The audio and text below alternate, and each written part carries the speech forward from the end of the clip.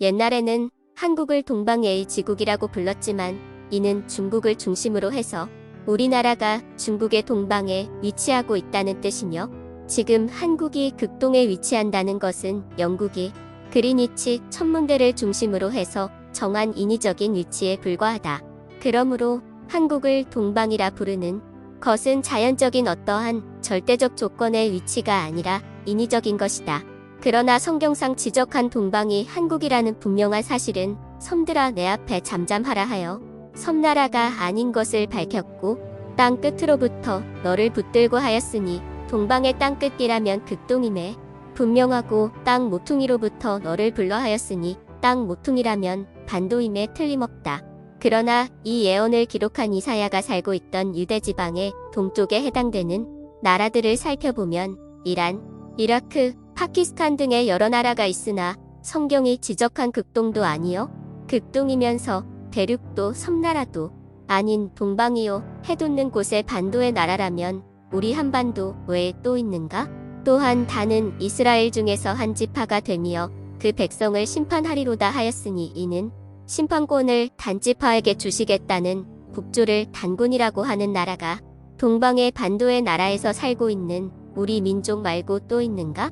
이와 같이 심판권을 받은 위대한 단지파가 왜 성경상 행적이 끊어졌는가에 대한 수수께끼는 앞에서도 지적된 바 있으므로 간략하게 소개하겠다.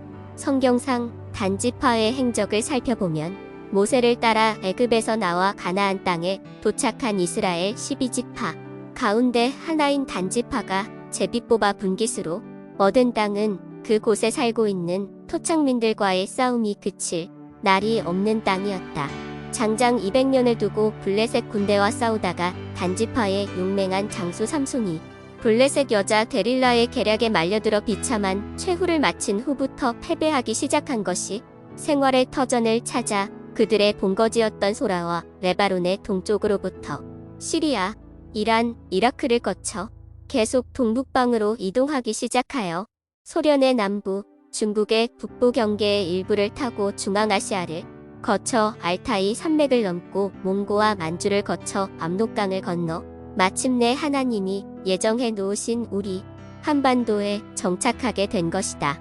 이를 입증하는 것으로 우리 조상들이 라이스라고 하던 땅의 지명과 레센 땅의 지명을 고쳐 단이라고 부른 것이 지금까지도 그대로 남아있으며 우리 조상의 국조를 그대로 단이라고 부른 것이라든지 물동이를 이고 단이는 생활풍습이나 문경법 또는 제사법에 이르기까지 너무나 닮은 점이 많고 식생활에 있어서도 부추를 먹고 향어 일며 이스라엘 잉어를 먹는 민족도 역시 유일하게 이스라엘 민족과 우리 민족뿐인 것이다. 그런데 앞에서 설명한 단군사화의 내용 가운데서 환웅이 서자라고 기록되어 있는데 사실상 환인이나 환웅이 하늘에서 내려왔다 하는 말은 어디까지나 신화적인 전설일 뿐 사실은 영적인 말로 사람이 곧 하늘이요 사람이 또한 땅인 것으로 하늘의 신의 역사가 땅의 인류 역사가 되는 것이다.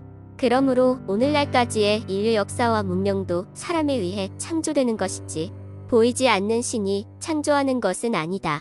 그렇다면 환인이나 환웅, 단군 역시 사람의 혈통에서 태어났지 흙을 빚어서 만들었거나 곰이 사람을 낳을 수는 없는 것이다. 그러므로 환인이나 환웅도 역시 사람의 혈통으로 이어진 천손민족 단지파의 조상임이 분명하다. 그러므로 환웅이 서자라면 단지파의 조상이 서자였다는 뜻이 된다. 이를 해명하기 위해서는 단지파 후 손의 조상단의 족보부터 따져 보아야 할 것이다. 하나님이 신이 이스라엘 조상 아브라함에게 같이 하시다가 아브라함의 본처 소생인 이삭에게 옮겨졌으며 이삭은 그 아들 쌍둥이 형제 가운데서 야곱에게 장자의 축복을 옮김으로써 나는 아브라함의 하나님이요 이삭의 하나님이요 야곱의 하나님이라 하였던 것이다. 그러나 야곱은 쌍둥이 형인 에서에게 돌아갈 축복을 가로채 에서에게 미움을 사게 되니 신변의 위험을 느껴 외삼촌 라반이 사는 땅 바단 아람으로 피신하여 우거하는 가운데 외삼촌 라반의 둘째 딸 라헬을 사랑하게 되었다. 그리하여 7년을 머슴살이 하는 조건으로 허락을 얻어 라헬과 정혼을 하였다. 약속 7년간 머슴살이를 마치고 결혼을 하였는데 외삼촌 라반의 계략에 의해 약혼한 사실도 없고 마음에도 없는 큰딸 레아와 결혼을 하게 되었다. 이 사실을 항의한 결과 다시 7년간의 머슴살이를 해주는 조건으로 레아와 결혼한 지 7일 후 정혼 여인 라헬과 동거에 들어갈 수가 있었던 것이다. 그러므로 실질적인 본처는 결혼식을 먼저 올린 레아가 아닌 정혼 여인 동생 라헬인 것이다. 그러나 또한 수태지 못함으로 라헬의 이름으로 옹중 비라에게 수택해 하여 자식을 얻으니 그가 곧 단이었던 것이다. 그는 서열상 5째 아들에 해당되지만 본처의 이름으로 난 자식으로는 첫째 아들이기 때문에 장자의 축복을 단에게 하였는데 이 사실이 가리워져 있었기 때문에 단지파의 조상 환웅이 서자라고 단군사화에 나와 있는 것이다. 그 후 본처 라헬의 몸에서 요셉과 벤야민 두 아들을 낳았는데 성경에 라헬이 낳은 요셉에게 장자의 명분이 있나니라 하는 내용이 있는 것으로 보아도 실질적인 본처는 먼저의 정혼 여인 라헬이라는 것을 성경상으로 인정한 것이 된다. 이는 또한 그 조상 아브라함의 본처 사라가 잉태지 못하여 하갈에게 낳은 아들 이스마엘이 있었지만 그 후 본처 사라가 잉태하여 아들을 낳음으로 본처 소생인 이삭에게 장자 축복을 하여 준 전례와 같은 것이다.